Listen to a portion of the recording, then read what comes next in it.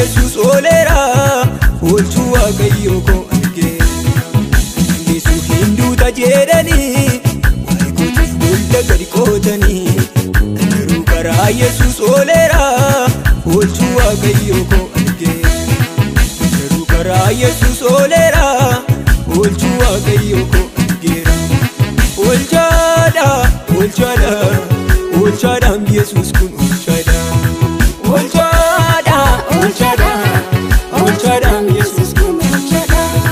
Olchada, Olchada, Olchada, Jesus kun Olchada.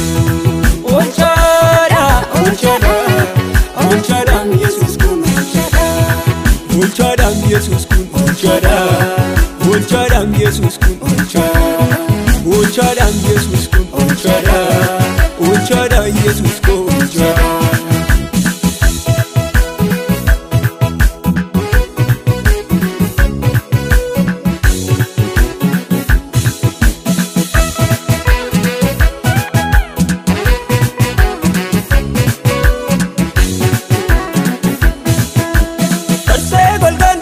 Jirenya korra Jesus tu makana wa menaf kendalfina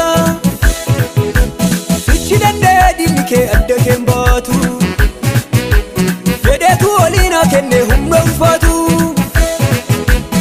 Jabsena dabasera guftan dangara Figetu arkana kabe bulla karkara Jabsena dabasera guftan dangara Figetu arkana kabi bolla karkara Figetu arkana kabi bolla karkara Figetu arkana kabi bolla karkara Figetu arkana kabi bolla karkara Figetu arkana kabi bolla karkara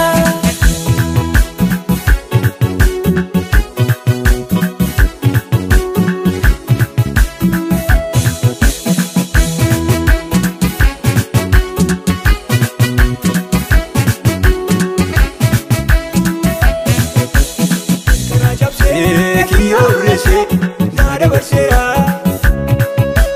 karora sati, kayu dinaku, karata fera. Wajib fate, jira cukup, sahabat Inci Yuda, buftan ko Yesus, anak wade. Wajib fate, jira cukup, sahabat Inci Yuda, buftan ko Yesus.